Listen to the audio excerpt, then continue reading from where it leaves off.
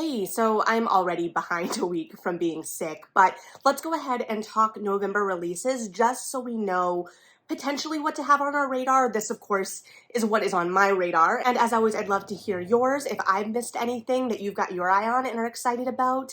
But I was actually kind of surprised because generally, to my anecdotal observational experience, the heaviest publishing time is in the fall, but usually it kind of slows down right before Christmas, so November, December, in terms of new releases. Now, I know I have been talking a little bit peppered throughout a lot of these previews, monthly previews, about how that kind of traditional fall publishing push has been subverted in a lot of ways the last half decade or so, which sounds ridiculous to say, but it feels like we don't really get a slow publishing time.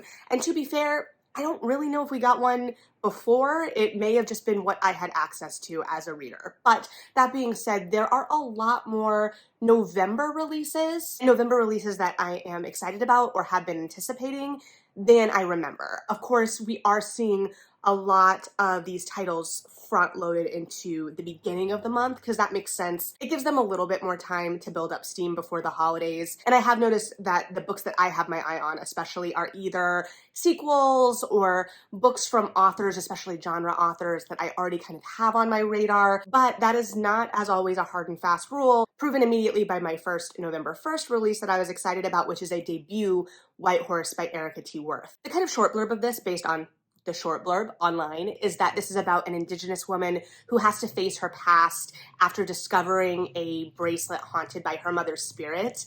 And the longer blurb also alludes to the fact that it's not just her mother's spirit that comes back with this haunting, but also potentially another creature of sorts. Additionally, the blurb describes Carrie, our protagonist, as a heavy metal listener, ripped jeans wearing Stephen King fan that occasionally gets a beer down at the White Horse. And so based purely on the blurb, it feels a little punk rock, clearly a little haunted, and definitely going to be dealing with both complicated family and filial dynamics in history, and also that idea of kind of reframing things that have happened in the past or you have experienced in the past and seeing them through a new lens. And I really enjoy that, and I especially enjoy that when there is some kind of supernatural angle at play, especially as a kind of Kickstarter to everything. And I think all of that adds to the atmosphere. I actually think that the November release date makes sense here. It is coming out right after spooky season, but a lot of people are still picking up atmospheric reads and kind of spookier,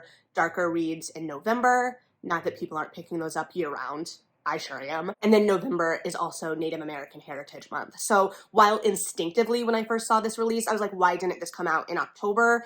I think that there was some thought there, and also helping it stand out, especially as a debut title, and kind of getting it outside of that huge push for October and spooky season and letting it stand and breathe on its own a little bit. So I am definitely excited for this one. I've got my eye on this one.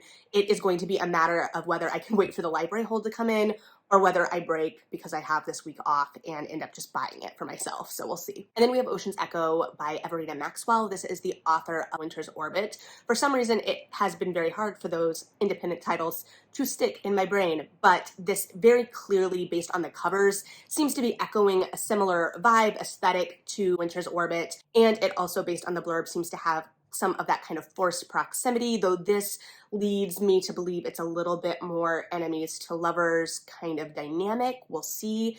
But it follows someone that can read minds and someone who has been engineered to be able to influence minds. And our character who can influence minds has been ordered to basically merge with our character who can read minds and control him to whatever level has been required or requested. But they lie, fake the bond, and then there is political intrigue and adventure, I am assuming, based on the previous book as well. So I really enjoyed Winter's Orbit, and I'm excited to see what this offers. It seems like it is also going to lean very heavy into the kind of political machinations and subterfuge and action and mystery of kind of that political maneuvering. And then if it is like Winter's Orbit in terms of pacing, have that kind of slow burn build romance kind of underlying everything. But we'll see. We'll see if the tone matches, if the pacing matches, and what we're gonna get here, but I am excited and definitely have my eye on it. So hopefully this fills a similar void as a reader, but we will see. And then we have The World We Make by N.K. Jemisin. This is the sequel to The City We Became, which came out in 2020.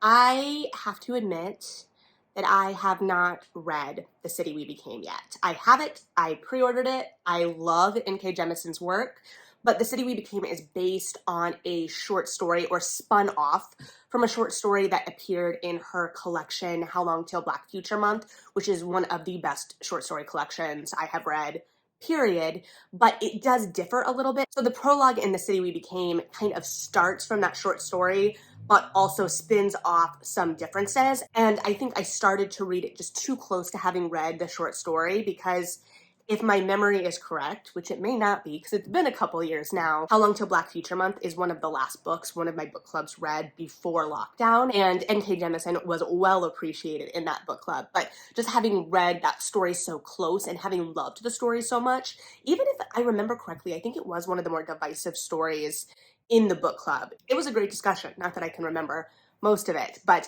I think I just needed some space. So I really do need to go back and read that book because, like I said, I love the idea. I love N.K. Jemisin's voice. So I will circle back and read both at once, I guess. But that is definitely one of the unread books that has been sitting on my shelf and filling me with shame. So I guess just let me live in the shame for a bit. But unfortunately, well, not unfortunately, there are a lot of books, friends. There are a lot of books, and I don't have enough time for all of them, but I will make time for this one. And then I had my eye on The Cloisters by Katie Hayes, which I believe is a debut.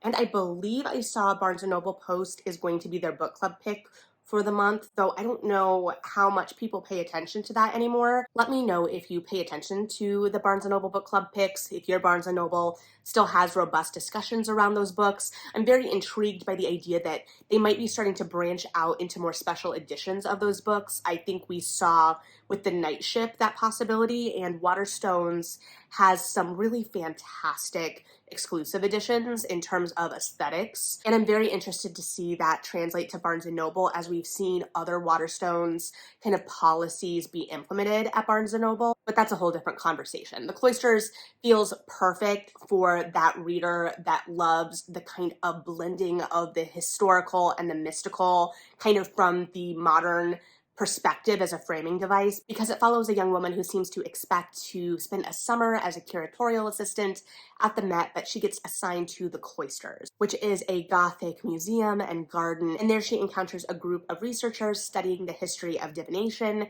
and I believe they come across a very specific tarot deck that leads to something. So it seems like it's going to have a lot of pieces I really enjoy, the kind of supernatural rooted in that kind of medieval mysticism, that historical angle that comes with that, as well as a tinge of dark academia, because we are looking at researchers and academics out in the wild, so to speak, and that kind of real centered and focused area of interest, and maybe we will see it to the point of obsession. So I don't know, but I feel like this could be perfectly primed for me as a reader, and it feels like it is potentially filling a void for me as a reader that I've had trouble filling. I know that we've had like our Kate Mortons, and this is blurbed by Sarah Pinner of The Lost Apothecary, which I haven't read, but I just haven't been reading as much historical fiction and historical fiction with that kind of weird angle as I really like. I like this kind of thing, and this is definitely, I think, going to be up my alley. So I will be very intrigued to report back on this one, and yeah, let me know if you have seen any buzz around this one, because I'm getting the idea that there is a decent marketing push behind it, especially as a debut, especially if it is being selected as the Barnes & Noble book club book for the month as a debut, but also have I been hearing enough about it based on that? I don't know, we're in kind of a void over here anyway. And then we have A Restless Truth by Freya Marsk, author of last year's runaway hit, A Marvelous Light. This seems to be set in the same kind of Edwardian world as A Marvelous Light because it is listed as a sequel, but this seems to be a sapphic murder mystery romance set on a boat. So there's a lot going on there for sure. You've got magic, you've got murder, you've got a boat, you've got romance. I was excited because it is a lesbian romance to my reading of the blurb, and it is set on a boat. And I have mentioned before my friend Mandy, who loves books on boats, but does not like romance, but is more willing to read romance if it is queer romance and there's something else going on. So I'm like, if this is executed the way I hope and think it will be,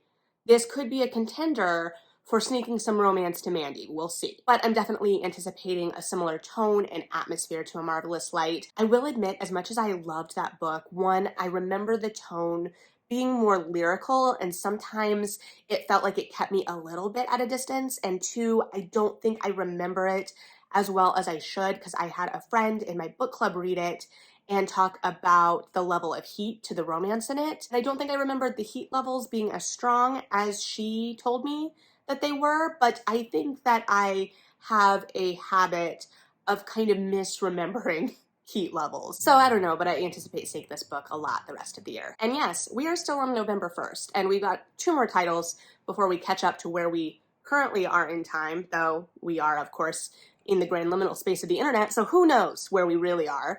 But we have 2 Christmas romances that came out on November 1st. And the first is A Very Merry Bromance by Lyssa Kay Adams, which is part of the Bromance Book Club series. I am still woefully behind on this series. I think I've only read the first 2, but I love the concept of this. And if you haven't read this series, it follows a group of guys that have like this secret romance book club where they are kind of restructuring their love lives. And the first book is a second chance romance. So it's kind of that idea of using romance to kind of rehabilitate your relationship and get that second chance at love. And so in each book, they're reading a different kind of genre of romance generally, and using that subgenre of romance to forward the plot and the romance that is center in the actual book. So this one seems to be a little bit of a second chance romance, and it is following a country star and his former love interest of some sort. I don't know how involved they were, as she needs him to be the face of her, I believe, holiday campaign to help serve her community. And he asks her to agree to 3 dates before Christmas to agree to this. It also talks at the end of the blurb about needing to face the ghosts of Christmas past to build a future together. And there is one offhand reference to Scrooge in the body of the copy for the blurb. So I don't know how much we're going to be pulling on A Christmas Carol here, but it seems like that may be at play. Or you've just got a copywriter that thinks we need to seed those ideas to make it feel more Christmassy. I don't know. And then we've got the highly anticipated Kiss Her Once for Me by Alison Cochrane, who is the author of The Charm Offensive. And this is a holiday romance that follows a young woman, Ellie, who last year had it all. She had her dream job, she had a Christmas Eve meet cute with a woman at a bookstore, and then it all falls apart. And this year finds her working at a local coffee shop when the shop's landlord raises this idea of a marriage of convenience, which will help him secure an inheritance and offer her some more financial stability. But when she goes home with him, she discovers that his sister is her whirlwind romance from the year before, and things get complicated. So this has been, from what I've seen so far, well received. So The Charm Offensive was utterly delightful. So I actually read The Charm Offensive last Christmas, so I am expecting this to be just as delightful, with the holidays just a little bit more centered. And with that, we are out of November 1st to November 8th, and one of the most anticipated books of the year. I have no reservation saying that. It's true for me. I know it's true for many. Bloodmarked by Tracy Deonn, the sequel to Legendborn. I am so excited for this book. I need to reread Legendborn. I, of course, remember the twist at the ending, which I will not spoil for anyone just in case, because you deserve that moment. But I want to brush up before diving into this one, because as I talked about many moons ago when I read Legendborn, and will surely talk about again, she is just so smart in how she really digs into Arthurian legend. And I am by no means an Arthurian legend scholar. I am just a nerd who at one point in her life read The Once and Future King and other assorted Arthurian legend-based books. But it's this legend that is deeply rooted in oral history and morphs and grows and changes over time, and we are analyzing the way that those truths kind of morph and change, and how legends can meet us at the current moment, and also how legends are used to exclude from the current moment. And she is so smart in that commentary, but also just in the way that she references a lot of this mythos. Specifically, I'm still impressed by the inclusion of the boar hunt. I'm not gonna lie to you. because that is what I most remember from The Once and Future King. Because at the time, I was like, I do not care about this boar hunt. I want the pining, please. And here we are. Now I am 32 and ecstatic at the concept of a boar hunt being included. But I am so excited to see what this second book offers us as readers. I've heard some fabulous things through the grapevine already. Nothing concrete, but just people being very excited who have read advanced copies. So we'll see. I, of course, have it pre-ordered, but I have no real sense of when it's going to get to me. I mean, I do have a sense. I pre-ordered it from Barnes & Noble through one of the pre-order sales, and generally they get my books to me for pre-orders toward the end of the week it comes out. So that will give me time to reread Legendborn for sure, but I am very, very excited about this book. Let me know if you are too. And then I have a poetry collection on my radar. You might be like, Melody, you have told us multiple times you don't really know anything about poetry. Correct. And Yet, actually no, And Yet is the name of the poetry collection, And Yet by Kate Baer. I don't know, I'm interested in exploring more poetry. The cover looks fabulous, and the blurb says it explores themes of motherhood, friendship, love, and loss, and those are all really intriguing and important themes. So I'm excited to see what this is going to be, even if I know I'm not going to be able to talk about it at its full breadth. And then we have A Sliver of Darkness by C.J. Tudor, who is the author of The Chalkman. I know she has written things since that, but I haven't read anything since The Chalkman. And I read that when it came out, and I cannot tell you nearly enough about that book. However, this is a short story collection, and I love my short stories odd and slightly dangerous. And based on The Chalkman, I think that these stories have that potential. The Chalkman, to my recollection, lived on that kind of precipice of thriller and horror, tipping a little bit more into the horror. So I'm excited to see what these short stories are. Even if I have a bunch of short story collections from this year I have been excited about and haven't gotten through yet. So I need to prioritize some of those because I do love a good short story. So have my eye on it, but don't know where it's going to fall in the ranking of unread short story collections right now. We'll see. And then we have Even Though I Knew the End by C.L. Polk.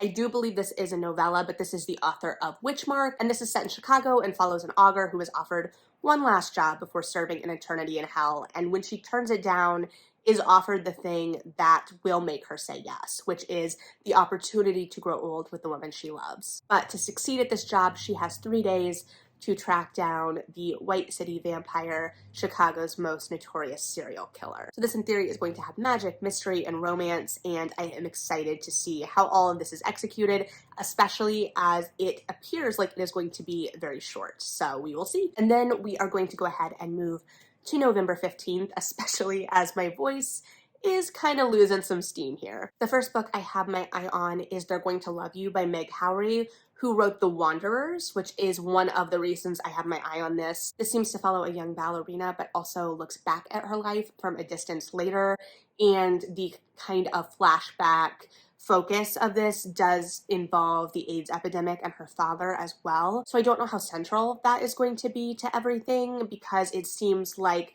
there is this idea that things from the past are going to be reframed in the modern kind of context. But The Wanderers had a real emotional precision and subtlety and nuance, as well as leaving everything kind of open-ended. So I'm very excited to see kind of the emotional beats of this, because I think that there is a nuance to Howry's work, at least from The Wanderers, which is all I've read, and I'm interested to see if that continues and how that translates to this narrative. So we will see, and we will also see if it explores any of that kind of cost of the arts to things as well. But I don't know. I've only read the blurb. So we'll report back if and when I can. And then another very anticipated release for me, Heart of the Sun Warrior, which is the sequel to Daughter of the Moon Goddess, which we just got earlier this year, so we are being spoiled for sure.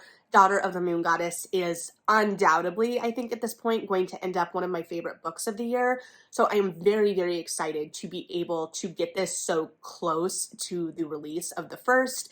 I'm excited to dive back into this universe, into these characters, and I'm also excited because this seems like it's going to be following Xingyan again. Not that I am opposed to like exploring the wider world of this universe, but I just loved her as a character so much, so I'm excited to get to dive back into kind of her world and her perspective. So very, very excited about this one. And yeah, that's what I've got. I'm ecstatic that this is coming out so soon. And then another very anticipated release, Shipwrecked by Olivia Dade, which is the third in the spoiler alert series, which has quickly become one of my favorite contemporary romance series right now that is currently ongoing.